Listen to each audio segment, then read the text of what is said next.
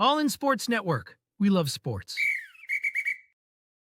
It is Wednesday, March 5th, and this is your daily fix for all things Texas Longhorns right here on All In Horns, brought to you by Rogue Sports Network. I'm Tanner Carlson. That is Jake Jimerson, and we have a maybe, I don't know how long this episode is going to be, Jake, but we will go until the conversation stops, as we always do. But we are going to discuss, since we didn't discuss on yesterday's March Madness episode, we're going to take time today to talk over Texas baseball in Las Vegas and their Las Vegas Classic sweep that they experienced in their second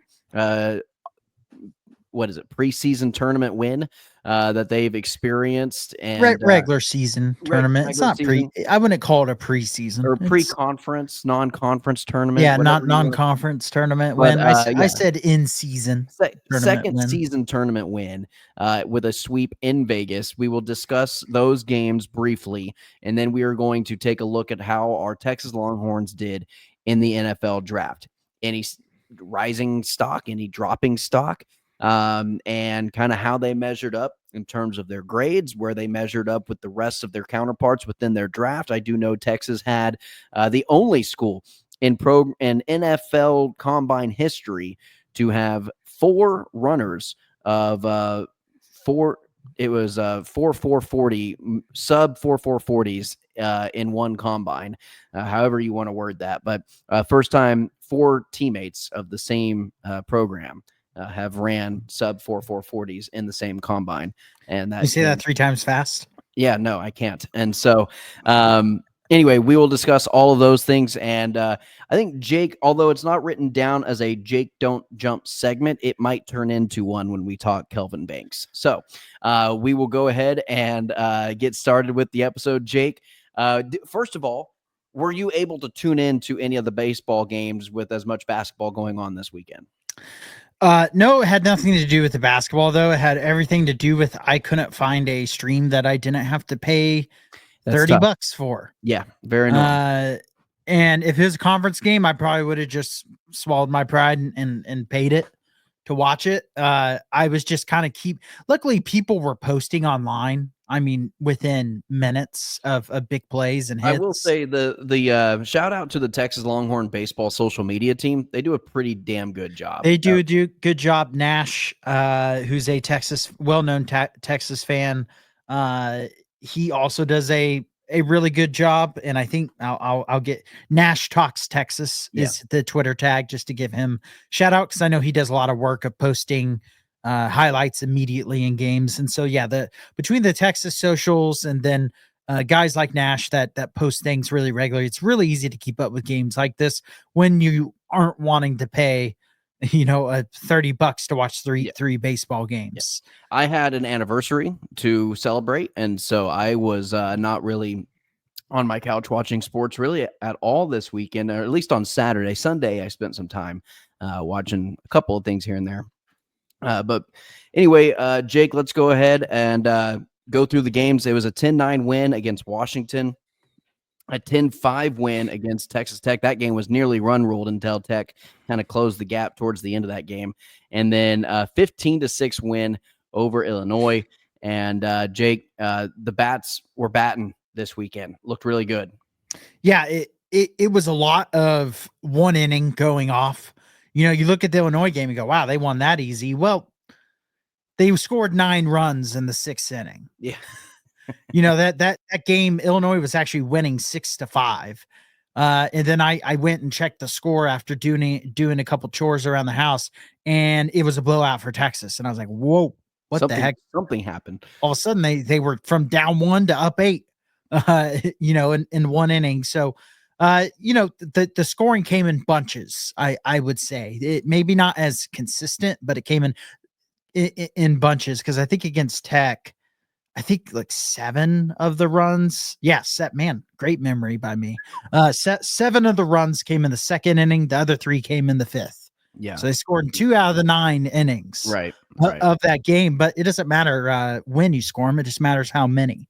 Mm-hmm. And Flores to me was the standout of the weekend. He was really struggling going into this. I think he was batting just close to 250, under 250 though for sure. And then he batted over 400 this weekend. And so that was a big weekend for him. I thought the starting added a couple dingers. Yep, added a couple homers. He was I think it was against Tech. He was 2-2 with 2 home runs at one point. And so really good weekend from the bats, really good weekend from the starting pitching. I'd say a really good weekend from the closers as well.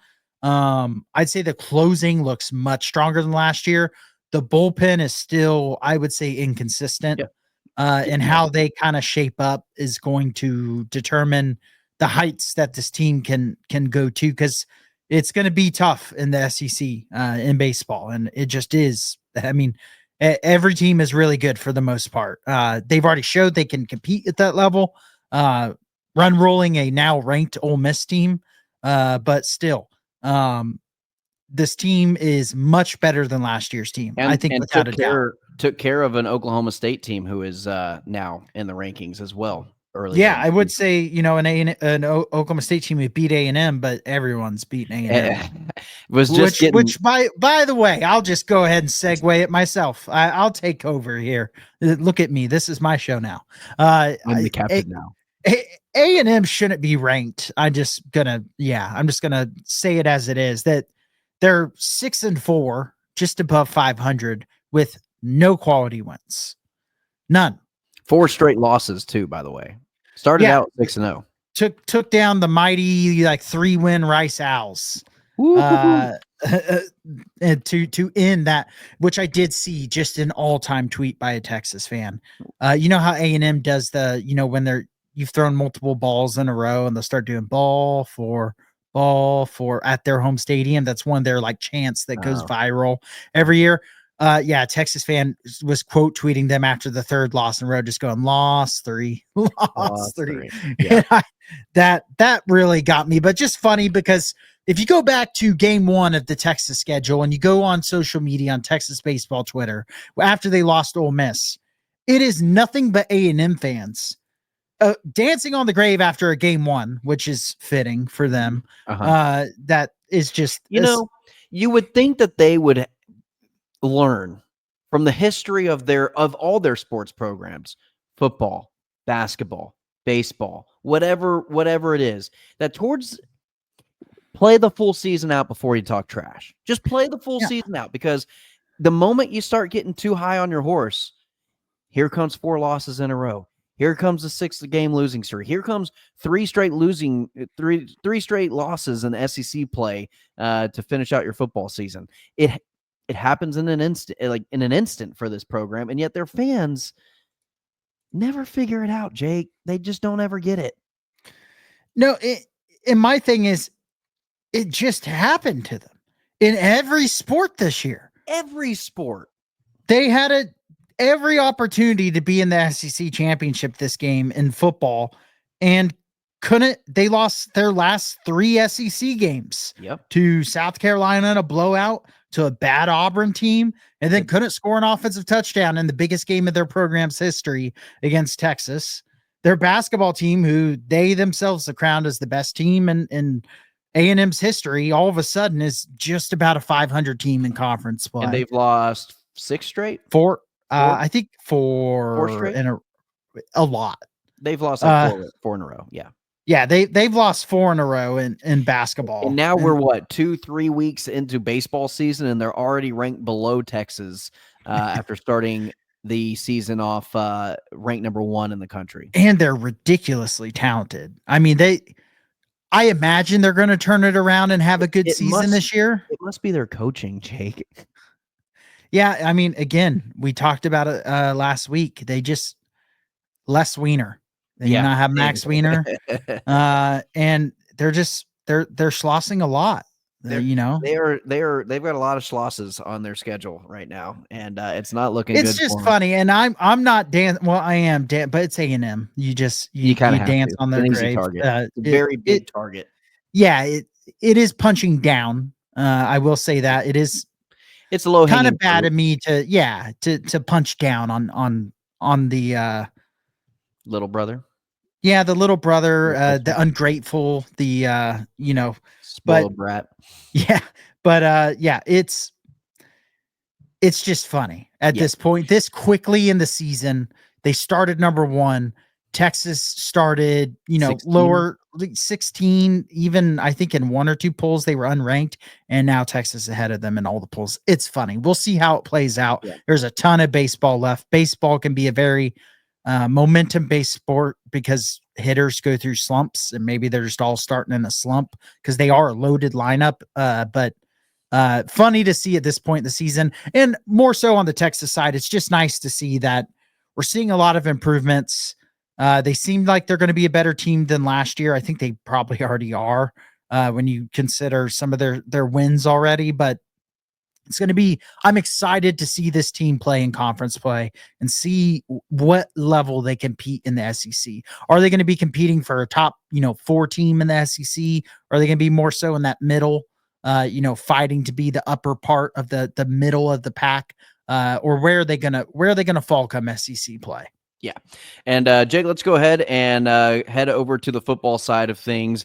I know people who don't keep up with the combine, much like myself. I did all this research because of you, the people, because I know there are people out there who don't care about the combine about as much as I care about it, which is little to none at all. However, Texas had a big showing in the combine, second most amount of players represented by a program at this year's combine with 14 players. And we're not going to touch on every single one of them. We just don't have time to touch on every single one of them. But I am going to touch on the marquee guys, the Kelvin Bankses, the Quinn Ewers, both the receivers, Bond and Golden, Jaden Blue, Jahdae Barron. We're going to talk about those kind of guys. And let's go ahead. Here are the numbers of all the Texas players who ran the 40-yard dash. Not every single Texas player ran a 40-yard dash, but here's in the order in which they, in terms of fastest to slowest, of how the 40-yard dash went for Texas. Matthew Golden was the number 1 wide receiver with running a 4.29 40. Jaden Blue was the number 2 running back behind Tootin, who I have already previewed earlier in my top 10 running backs of this year's draft class. Blue ran a 4.38. The number 6 cornerback in the country in terms of the 40-yard dash was Jahdae Barron with a sub 4.4 with a 4.39 40. The Isaiah Bond was the 9th fastest wide receiver after saying he was going to beat Xavier Worthy's record. We'll talk about that a little bit because not a great thing to say, and then an even worse look to end up the 9th fastest wide receiver in the class. But 4.39 still ran sub 4.4. Makuba was the 5th fastest safety at a 4.45. Sorrell, the 9th fastest defensive lineman at 4.68. Gunnar Helm ran a slow 40, tested very poorly in terms of his athletic ability, but his production ability bumped him up, and we're going to get into all those scores here in a little bit. But Gunnar Helm running a 4.84, and Kelvin Banks was the 17th fastest lineman. I don't care about offensive lineman 40-yard dashes, but Kelvin Banks running a 5.16. They shouldn't run it. Yeah. They shouldn't run it. It makes I'll no do sense. this on an off season because I'm already going to go off on about some Kelvin Banks stuff in a minute. Those are 40-yard dashes. That's kind of the highlight of the combine anyway. That's really the only thing people really, truly pay attention to. Banks did not participate in many of the other drills. And Quinn Ewers obviously didn't run the 40. Those were literally all the Longhorn players that even ran a 40-yard dash. But in terms of like the actual pass pro drills, the footworking drills, passing drills, Quinn Ewers participated in, Banks participated in, Jahdae Barron participated in. And so let's go ahead. I'm going to go kind of one by one, Jake. We'll talk about these guys, what we think about what their performances at the combine, if it did anything to their stock, if it rose their stock, if it dropped their stock. But first, the list in which we're going in was listed highest to lowest in terms of their overall score that they scored at the NFL Combine. The number 1 Texas Longhorns score with an overall of 90 was Jahdae Barron, measured at 5'11", 194 pounds. Arm length was 29 and 5/8, and then his hands, he's got 9.5-inch hands. Finished with the 4th best cornerback draft grade at 6.35. He was the 2nd best corner in terms of production score with a 94, behind Travis Hunter, which Shocker. And then the 8th corner in terms on his athleticism score, which was an 82. And that all rounds up to his overall score being the second best corner at the NFL Combine with a 90 overall. Jahdae Barron, have a day, my friend. Have a day. Yeah, it already should have been obvious that he would be a first-round pick, but you have some people who worry too much about measurables and things like that. And it does matter to a point, but Jahdae Barron is not just severely undersized by any means. It's not And like he's 5'7" out there trying to defend guys. no, it's not. It's not, Tanner Carlson out there trying to play football. I mean, No. it's not. No. It's not someone way too small. And so to me, it's obvious that, he's cornerback number 2 if you're going to have Travis Hunter at the number 1 spot. And I've thought from the start since in the season that he should be a first round pick, top 15 level guy. You could even argue he could go around 10. Yeah. I think, and I think the combine just solidified for him with how he tested. Yeah. Because that should remove any doubts that shouldn't have been there to begin with. But if they were there, I think that removes them. Second best player who tested at the combine was our boy Kelvin Banks.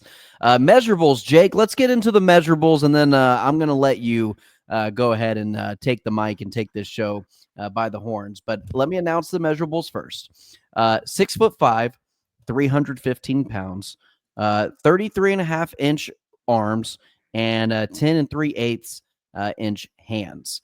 Those are his measurables. Draft grade, second of all offensive linemen. That's interior and tackles at 6.44 draft grade.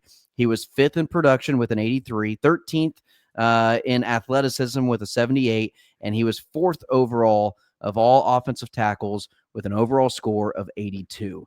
That's just his combine score. Jake, I think there's been a lot of talk about him being too small to play tackle and him needing to play guard at the next level. I'm going to keep this as PG as I possibly can, because the things that I want to say out loud would lead to me not being on this podcast anymore. Maybe possibly in jail if I lived in Canada or something. And where they censor you. It is the fact that everyone has been saying, maybe Kelvin, not everyone, but a lot of people, and some people that aren't dumb people, though now I do think they're dumb, saying that Kelvin Banks would be better off being inside at guard. He's a little undersized for tackle. He's not quite the size you want, like a Will Campbell. That's the name that's been thrown out there a lot as being offensive tackle 1 over Kelvin Banks, which, by the way, I've already been scouting some offensive linemen, even though we're doing tight end this weekend, because I'm excited about it. Will Campbell's not in my top 2. He is number 3. That's all. I'm not going to give you one. Yeah. Well, and a lot of people's lists are really freaking wrong.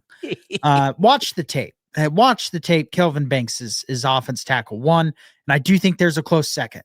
But Campbell isn't on the same tier as Kelvin Banks, first of all. But second off, let's get to the measurements thing, because that's what people have been using, right? You said the measurements.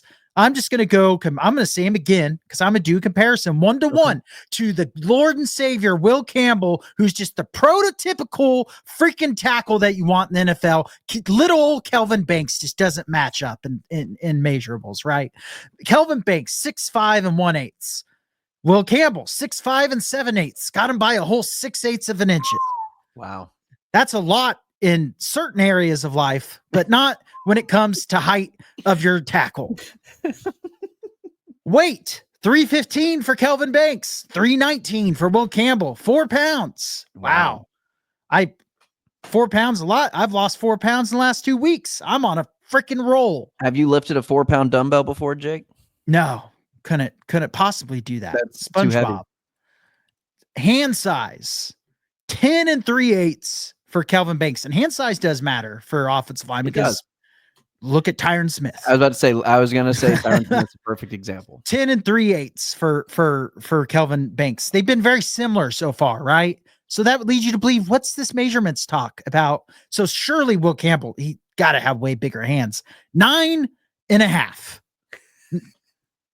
Biggest disparity we've had so far. And it goes in favor. And here's where it gets worse. People have been talking about acting like Kelvin Banks is a freaking T-Rex with tiny little arms. His arms, 33.5. Will Campbell, 32 5/8. Advantage, Kelvin Banks. Film advantage, Kelvin Banks. Wingspan, Surely Campbell is just this monstrous wingspan, right? He's a freaking big, Kelvin Banks is T-Rex and Will Campbell's a freaking pterodactyl. Yeah. With the wingspan. 84 3/8 for Kelvin Banks. Will Campbell's got to be like 90 or 100, maybe 100 million. Wait, no, 77 3/8.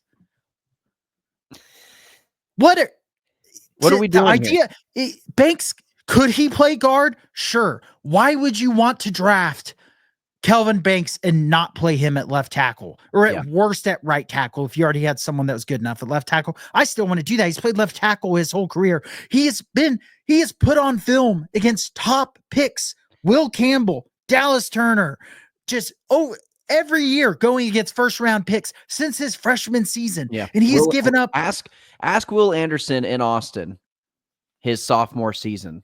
Oh, and go back and watch the Georgia game, since people want to say he was bad in that game. Almost every one of those sacks or pressures that he gave up was not on him. It was on the quarterback. He did the perfect thing to do as far as what you want to do when you're going against a rusher who's just going for the edge.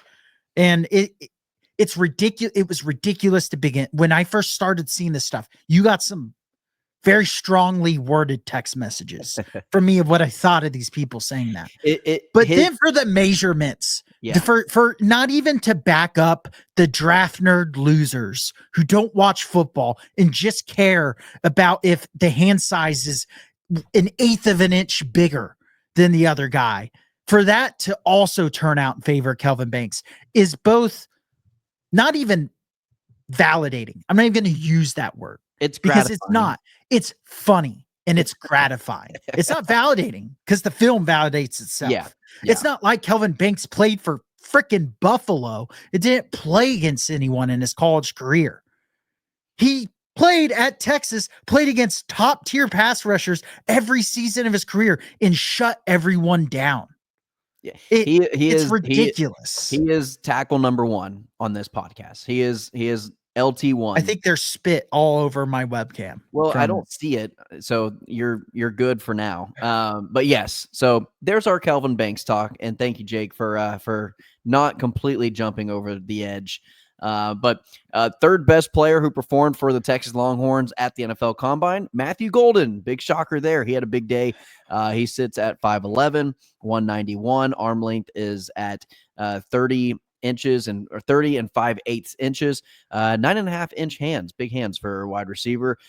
Finished almost as big as Will Campbell. Finished with a 6.4 draft grade, third of wide receivers, ahead of Tet McMillan from Arizona, who is supposed to be the number 1 wide receiver. Well, Travis Hunter was also the number 1 wide receiver and the number 1 corner, which hint why he was the Heisman. But Tet McMillan is the number. He was, I think, number 4. So Matthew Golden tested better than he did overall. Production score was 10th wide receiver with a 74, 87 on athleticism, which put him at the 9th best wide receiver. But he scored an overall total with everything as an 82, with the 5th best wide receiver score. And so Matthew Golden also had a good day. Cam Williams, he had the 4th best showing of any Texas Longhorn at the Combine, with a 6'6" frame, 317 is what he weighed in at. Arm length, 34.5 inches, just a monster of a man. You want to talk about big hand size, 11 3/8 inches. 11 3/8 inches for Cam Williams hand size. That's maybe enormous. I'll put him over Will Campbell. I'm just gonna go full draft nerd mode and just be you should. Cam Williams, bigger hands. Now, he did not test great in terms of the numbers he put out. Had a 6.21 draft grade, 16th of all offensive linemen. Scored a 71 on production, 68 on athleticism. His production was 11th of the tackles, 23rd on athleticism for the tackles, and he scored 14th of all offensive tackles with a 74 overall. Jake, you want to say anything about Cam Williams? Yeah, with him, to me, the testing really doesn't matter because you should know what you're getting in Cam Williams, which is a player that probably came out a year early, and you're drafting it on traits and development and where you see him, ascending to Yeah. in his career, which I do think his ceiling is ridiculously high. I mean, He's going to stay right tackle for his entire career. Do you think that's where he lives? yeah, I mean, it's possible you could. The tough thing is there's not film of him at left tackle, right? And to me, Kelvin Banks going out and Gooseby being left tackle tells me I'm not at practice. I don't see if Cam Williams ever got left tackle reps or what, and he was battling injuries too, to be fair. But that tells me quite a bit, to a point, quite a bit, as much as I can have as an outside viewer. Hey, there's nothing wrong with getting a damn good right tackle. Look at what Lane Johnson has done for the Eagles offensive line. Like, there's a place for right tackles in this. If you're Carolina and you need I'm not sure if Carolina has a good right tackle right now. I haven't dove into team specific needs right now, like at Carolina. That's your blind side. Yeah. If you got a left-handed quarterback, you have Miami, that's your blind side. And so that, that can play into it, just saying, just as a caveat. But yeah, I mean, unless he just in practice shows he can be just as good of a left tackle, I'd keep him at right. And the thing with him is he definitely needs to start his NFL career at right tackle for a while he probably shouldn't be starting year one. For sure. He needs a year to kind of cook. I really thought he should have stayed a year in college, but I think scouts told him because of his measurables, he'd go in the first round.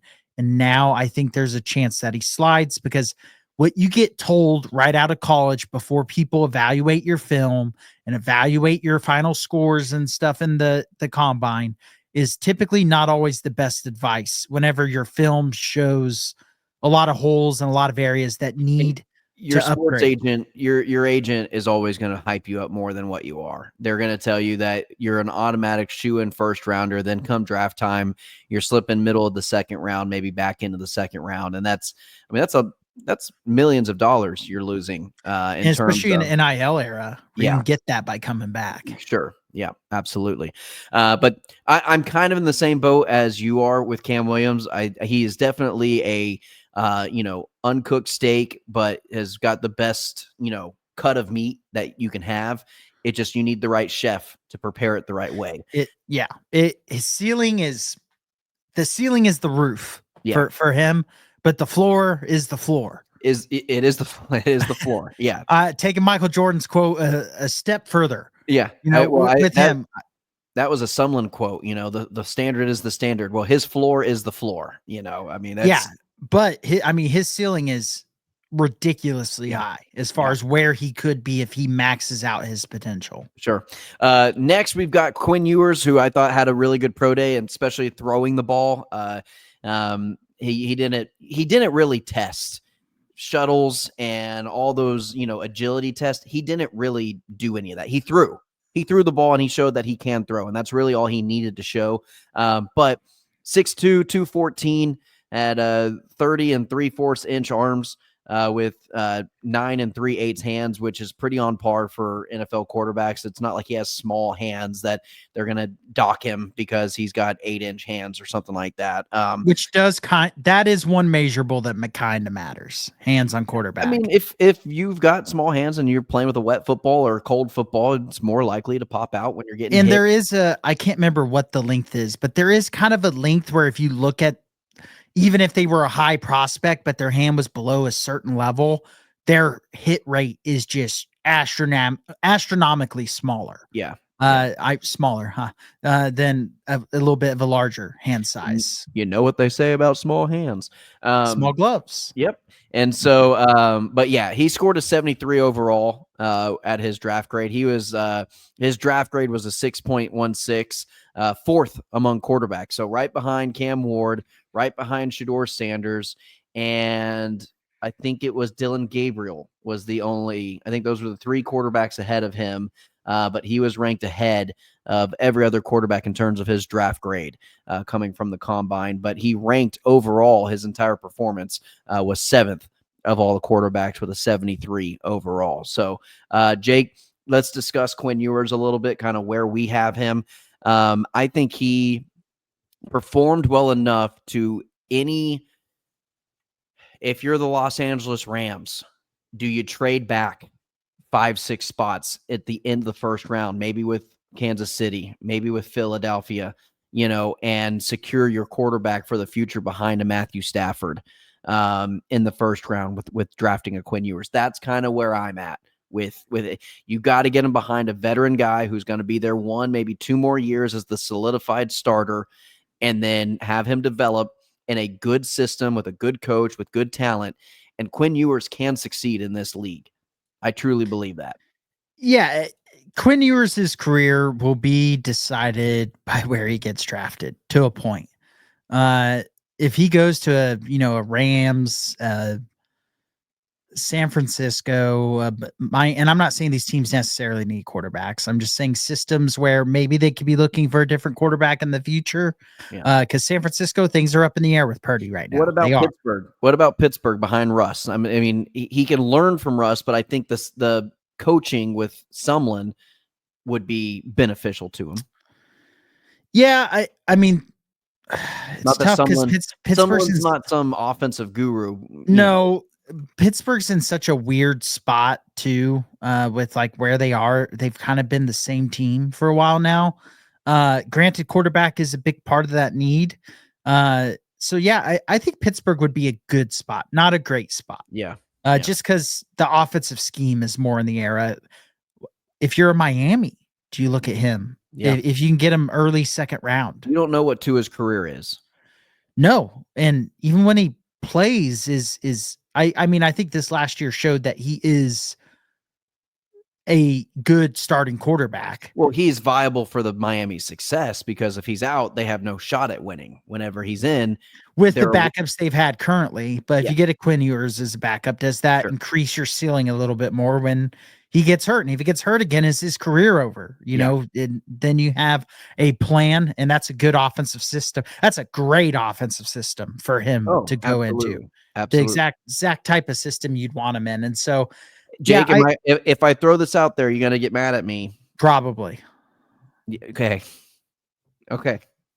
Dallas. Well, no, it's terrible. That is like the worst franchise other than the Jets, the Browns, and the Jaguars that a quarterback could be put into. I wanted because to throw the one thing I will say is Quinn could handle the BS that comes with being the Dallas QB. With being he dealt with it at Texas. I mean, he has the best exposure for that. But could I see Dallas taking him? Absolutely. Yeah. Despite what I say now, get excited if that happened? Unfortunately, yes. Hell yeah, we would. We'd be wearing number 3 Cowboy jerseys all freaking day. So let's go ahead. Gunnar Helm, Jake, or anything more on Quinn? He did exactly what we said he would do, which is all of a sudden you started seeing scouts and people at the combine tweeting as they were at the combine. Quinn Ewers looks like the best quarterback. There was people who said that. Yeah. And I'm not saying he is QB1. I don't think he will be QB1 for me. We knew scouts and coaches, and we knew people at the combine were going to fall in love with him whenever they saw him throw live in underwear, no pressure, open receivers. And I will say, if that injury news that came out is fully the truth, and that he played with a torn, what was it? Torn abdominal or oblique. Yeah. After the Michigan game and on, that changes your evaluation of him because the healthy Quinn you saw looked unbelievable. Yeah. Well, and on top of that, though, every year he has dealt with something. Yes. Now that doesn't change that part of the evaluation, right? But a lot of NFL teams, when it comes to quarterback, they just look at the ceiling. Right. And when you watch the Michigan film, we talked about it after Michigan game. His movement in the pocket and stepping into throws, his footwork looked unbelievable. It looked like a different quarterback than the last couple of years. And then when he was playing hurt, it wasn't quite the same. And again, if the best ability is availability, but it doesn't matter with quarterback. Right. Because NFL teams will talk themselves into the ceiling more than they will worry about the floor. Last guy I wanted to mention, Jake Gunnar Helm, measures at 6'5", 241. Great size for a tight end. Arm length 32 3/4, hand size 9 7/8 inches. Finished with a 6.22 draft grade. That was 4th of all tight ends in this year's class. That's coincidentally, give a little preview of our Saturday segment, kind of where I'm thinking I'm going to have Gunnar Helm within that 4 or 5 range. Scored an 80 on production. That's what's going to save him. 4th to tight ends. His athleticism score was a 53. Absolutely putrid. 20th of all tight ends at the combine. Scored a 73 overall. That kind of averaged out between 4 and 20, kind of right there in the middle of 10th for tight ends.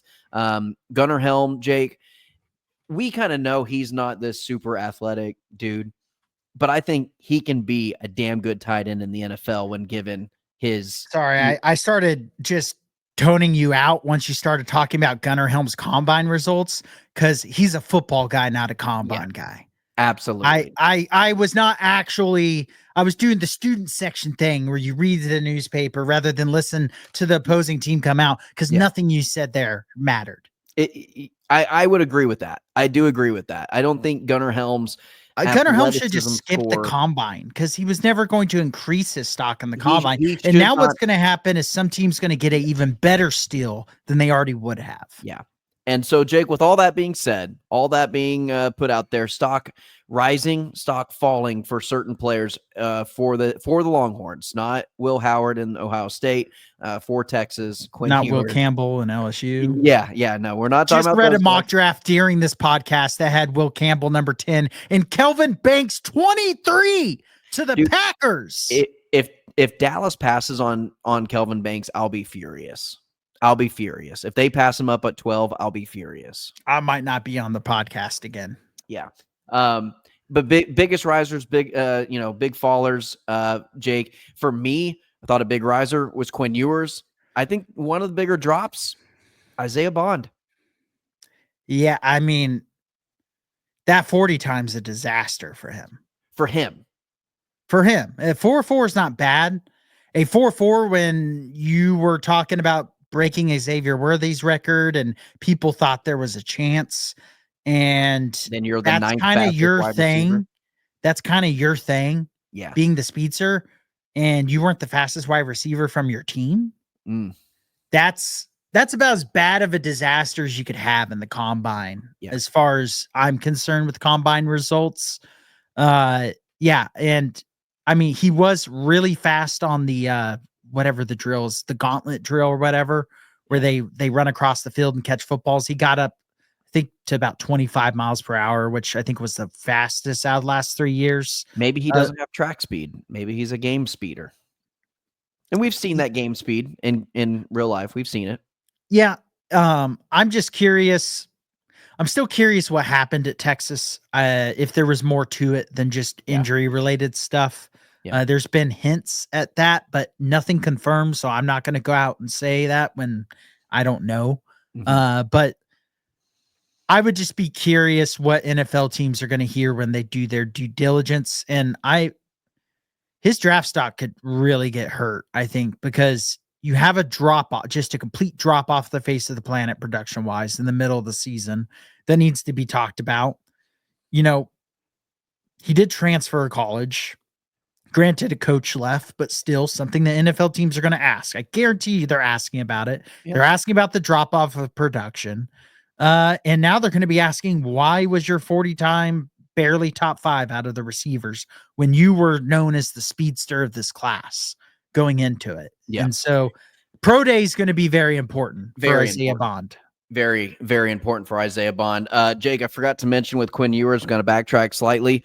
He did quote Cardell Jones. We didn't in his Pittsburgh Steelers interview with Coach Tomlin. It came out that he quoted Cardell Jones saying, "I didn't go to school, or I didn't go." What's the quote? It's we didn't get scholarships to You play can't school. you can't bring this up and then ask me to tell you what it We is. didn't get scholarships to go play school. He said, "I don't need to worry about my academics. I'm a football player." So, Which is funny because I'm pretty sure he has really good academics. I think he's more so kind of joking around about that because Cardell Jones was part of the Steelers organization before he passed away, was he not? I think he was. You keep putting me on the spot of these questions that you're making up and I'm not thinking about. I'm almost like 99% sure. Yes, but I'm pretty sure. I'm just not before going to he go went- yes right off the top for of my whatever head. reason went jaywalking on the highway and got hit by a truck. But yeah, other big risers, Jake, Alfred Collins. I thought looking at his numbers and where he lines up on the defensive line, he put up big numbers for the combine, or at least good for him. And where maybe what we thought his draft, stock may have been, I think it's going to climb a little bit after what he did. Yeah, I think his draft stock should have already been higher than it's kind of been talked about. He's kind of been slept on, I think. I mean, he was really good last year. So was Vernon Broughton. And I honestly think both Alfred Collins and Vernon Broughton are going to be really good pros. Yeah. I'm not saying all pro or anything like that yet, but I need to look more, into how they're going to translate into the NFL game. But I would be surprised if Alfred Collins is not at least a good pro, and just guy who immediately enters the rotation and plays at a high level. And same for Vernon Broughton. I think they're both kind of being overlooked, but I mean, Tavondre Sweat was overlooked last year. He sure was. Badly, clearly by his level of play, his first year. He probably should have been a top 15 pick in last year's draft. Didn't go until the end of the second round. So, which I feel like everyone who's a Texas fan couldn't believe that. And you would say, well, it's because they're biased. And it's like, no, I think when it comes to the draft, a lot of Texas fans are able to put not all of them, but a lot are able to put their bias aside and realistically talk about where a guy should probably go. I said Myles Garrett was head and shoulders above any other player that I've ever seen. He was one of the best prospects coming out of college that I've ever seen, and he is proving that to be in his NFL career as well. Though I don't care what school you go to, if you're going to be a good NFL player, you're going to be a good NFL player. So, all right, Jake. Anything else? Any last comments on the combine before we wrap this thing up? I'm oddly just more excited to see pro day stuff than the combine at this point. And I almost like that players are starting to sit out of it and just being like, why, like for Quinn Ewers, why would he run a 40? Why is he going to run a shuttle, a cone shuttle, lateral? And the last thing I'll say, because I didn't get to say it fully earlier, running a 40 for an offensive lineman is stupid. They should run a 20. They should run a 10. The cone drill and things like that are much more important to show you an offensive lineman's athletic ability for the actual position. You should be able to be not, keeping up neck to neck, but your goal as an offensive lineman is typically, I want to be keeping up with some of the skill position guys for the first 10 yards, 10 to 15 yards, and then they're going to blow by me from that. That's your goal, because that's about as far up the field as you're going to get on screens and really sweeps. ever need to get. Yeah, or ever need to get. So running a 40 is all. Whenever people talk about, oh, this offensive lineman ran a shockingly great 40 for a site, who cares? Yeah, you'll never see it. You'll never see it in game time. All right, Jake. Well, that's going to do it for our episode. Again, everybody, we drop these episodes Tuesday through Saturday at noon. And be sure to keep up with us in terms of what our schedule looks like come March Madness. I know we didn't talk about it today's episode. Yesterday's episode, we did. We're probably going to do something a little bit different come tournament time, but we'll keep everybody updated for that when that time comes. But anyway, for Jake Jimerson, I am Tanner Carlson. This is your daily fix for all things Texas Longhorns right here on All In Horns, brought to you by Rogue Sports Network. And as always, ladies and gentlemen, welcome. All in Sports Network. We love sports.